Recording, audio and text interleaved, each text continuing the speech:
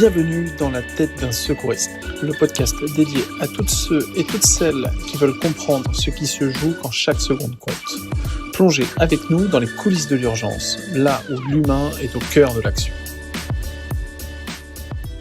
Bienvenue. Aujourd'hui, on va explorer un sujet médical crucial, l'accident vasculaire cérébral, l'AVC. On se base sur une source, un document assez détaillé. Accident vasculaire cérébral, définition, cause et secours. L'idée, c'est de bien saisir ce que c'est, pourquoi ça arrive et surtout, comment le repérer vite. C'est essentiel. Et puis, les gestes de secours. On dit accident, mais c'est une urgence médicale qui vient de l'intérieur. Prête à décortiquer ça? Tout à fait. L'AVC, c'est donc quand la circulation du sang s'arrête brusquement dans une partie du cerveau. Et ça cause un déficit neurologique, parfois immédiat. Comprendre comment ça marche et les signes d'alerte, c'est fondamental, oui. Alors justement, les causes. Le document en distingue deux grandes catégories, c'est ça? Mais il y a une différence importante. Exactement. La cause la plus fréquente, et de loin, c'est à peu près 85% des cas, c'est l'AVC ischémique. On dit aussi infarctus cérébral. En gros, une artère du cerveau se bouche, soit par un caillot qui se forme là, sur place, ça, c'est la thrombose, Hmm. soit par un caillot qui vient d'ailleurs, du cœur, souvent. C'est l'embolie. Et le point vraiment capital que la source met en avant, il y a des traitements très efficaces, Mais mais il faut les administrer hyper vite. dans les toutes premières heures. On parle de 2-3 heures maximum pour certains, comme la thrombolyse. Ah oui, c'est une fenêtre d'action incroyablement courte. Ça change tout en fait. Ce n'est plus une fatalité si on réagit ultra vite.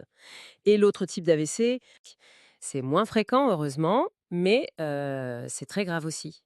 Là, ce n'est pas une artère bouchée, c'est un vaisseau sanguin qui casse, qui se rompt dans le cerveau. Ah d'accord. Et ça, c'est souvent lié à une tension artérielle trop élevée, l'hypertension, ou parfois une petite malformation d'un vaisseau comme un anévrisme. Le document parle aussi de l'AIT, accident ischémique transitoire. On pourrait se dire, bon, c'est passé. Mais la source dit, attention, Oui, transitoire, ça peut être un peu piégeux comme terme. Les signes y ressemblent à un AVC, c'est les mêmes. Mais ils disparaissent vite, en moins d'une heure. Pourquoi? Parce que le caillot, il se dissout tout seul, l'artère se débouche. Sauf que sauf que... Sauf que c'est un avertissement très, très sérieux. Un AIT, ça veut dire que le risque de faire un vrai AVC, un AVC constitué, dans les jours qui suivent est très élevé. Il faut vraiment le prendre comme une urgence médicale à part entière. D'accord, donc AIT égale urgence aussi. Et les conséquences d'un AVC, si on n'intervient pas à temps, la source est assez directe là-dessus. C'est dramatique. Les cellules du cerveau, quand elles n'ont plus d'oxygène, elles meurent, en quelques minutes seulement. Et dans l'AVC hémorragique, en plus, le sang qui s'échappe, ça appuie sur le cerveau, ça crée une pression.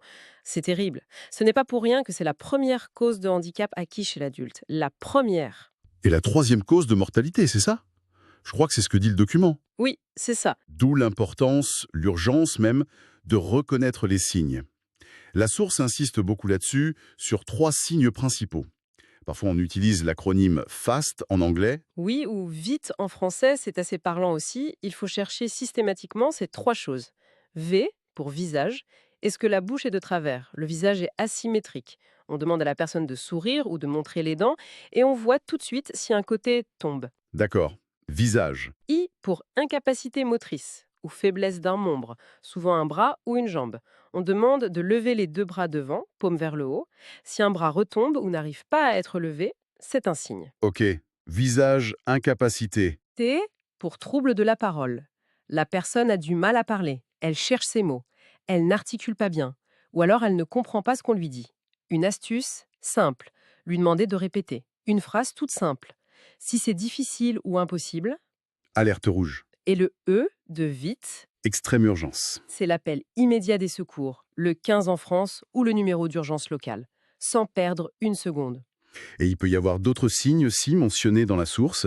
Des troubles de la vision, un mal de tête soudain très violent, inhabituel, une perte d'équilibre. Même si ça ne dure pas longtemps, c'est ça. Il faut appeler quand même. Absolument. Même si ça dure quelques secondes. Au moindre doute, on appelle le 15. Et en attendant les secours, qu'est-ce qu'on fait? Le document donne des consignes claires. Oui, on installe la personne, allongée, sur le dos, si elle est consciente et respire normalement, sauf si elle a des nausées, Si elle vomit, là, attention, il y a souvent des problèmes pour avaler, donc risque de fausse route. Dans ce cas, c'est la position latérale de sécurité, la PLS. Et surtout, rien à boire, rien à manger. Surtout pas, non. Ça pourrait être dangereux à cause de ces troubles de la déglutition.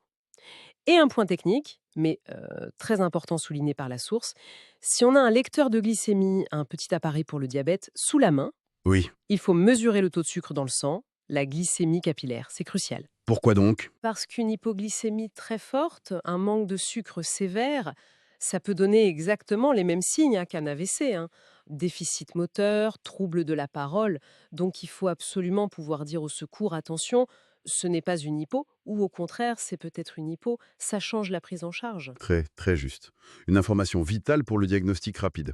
Et on doit aussi noter d'autres choses pour les secours, non? Oui, capital.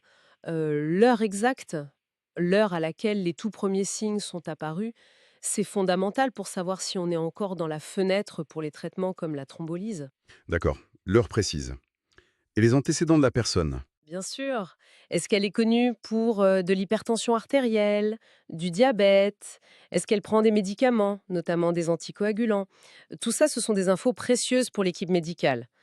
Le but de tout ça, c'est d'amener la victime le plus vite possible vers ce qu'on appelle une unité neurovasculaire, une UNV. Des services spécialisés dans les hôpitaux. Exactement. C'est là qu'il y a les équipes, le matériel, tout ce qu'il faut pour la meilleure prise en charge possible. Et on sait que ça réduit vraiment la mortalité et les séquelles.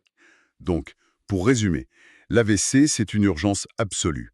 Chaque minute compte.